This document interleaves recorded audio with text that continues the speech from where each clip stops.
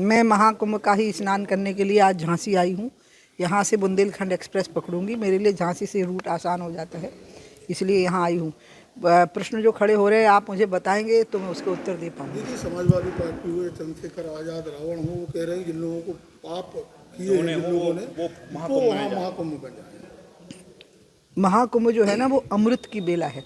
जिनको अमृत प्राप्त करना होता है, जीवन का आनंद और भगवान की भक्ति, इसके लिए होता है। पाप धोने के लिए तो मनुष्य अपने घर में बैठ करके भी प्रायश्चित कर ले तो पर्याप्त होता है। इसलिए जो लोग वहाँ जा रहे हैं वो भगवान की भक्ति का अमृत प्राप्त करने के लिए जा रहे हैं, जीवन की दिव्यता प्राप्त करने के लिए जा रहे हैं। ऐसे लोगों की बुद्धि पर क्या कहेंगी दीदी? मैं कुछ नहीं कह सकती हूँ उन लोगों की, क्योंकि उनको इतने बड़े पूरे संसार के समागम, जिसमें पूरे विश्व से और खुद भारतवर्ष से करोड़ों की संख्या में लोग इकट्ठे हो रहे हैं, उनकी आस्था का इससे बड़ा और कोई अपमान नहीं हो सकता। इसी कारण से इन लोगों की दुर्दशा हुई है जिसको लोग भुगत रहे हैं।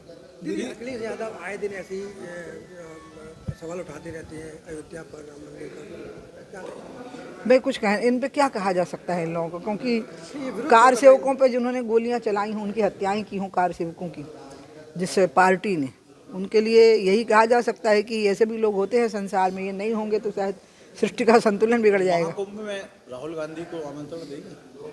नहीं, ये काम मेरा नहीं, ये तो आप योगी जी से पूछिए कि न आमंत्रण गए हैं, किस किस को गए हैं कि नहीं भी गए हैं, क्योंकि प्रधानमंत्री, राष्ट्रपति, इनको तो सामान्य प्रक्रिया में आमंत्रण दिया जाता है। बाकियों के लिए क्या होता है, और जो लोग वहाँ करोड़ों जा रहे हैं वो बिना किसी आमंत्रण के सिर्फ आस्था के कारण जा रहे हैं। आप एक संत भी है और संत के नाते आप क्या कहेंगे कि लोगों को आना चाहिए इसमें महाकुंभ? किस में? राहुल गांधी? नहीं, जो आस्था रखते हैं उनको आना चाहिए, जो भी आस्था रखते हैं। और जो कड़कड़ाती ठंड में कई किलोमीटर तक लाइन में लग करके अंत में डुबकी मार के अपनी जान हथेली पर रख करके जो लोग लौटेंगे उतनी भीड़ में, वो इतने बड़े लोग हैं कि उनके सामने राहुल, अखिलेश कोई नहीं टिकते।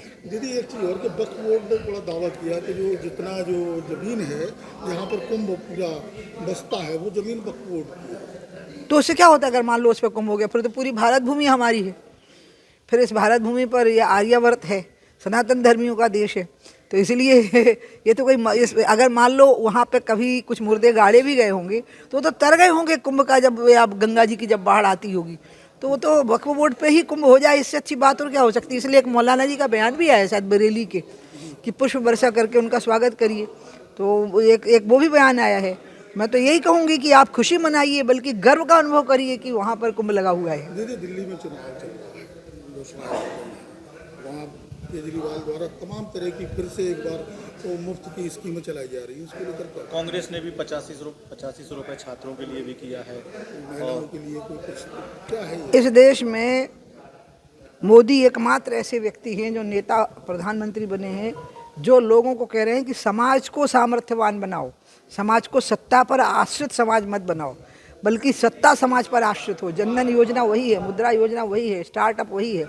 इसलिए मैं तो मोदी जी का अभिनंदन करूंगी कि वो समाज को अपने पर आश्रित नहीं बना रहे हैं, कि बल्कि सरकार को समाज पर आश्रित कर रहे हैं। केजरीवाल जी जो योजनाएं दे रहे हैं उससे सही है? केजरीवाल जी तो अन्ना हजारे के आंदोलन से निकले हैं, और जिस कोख से वो निकले उसी को उनने अपमानित कर दिया।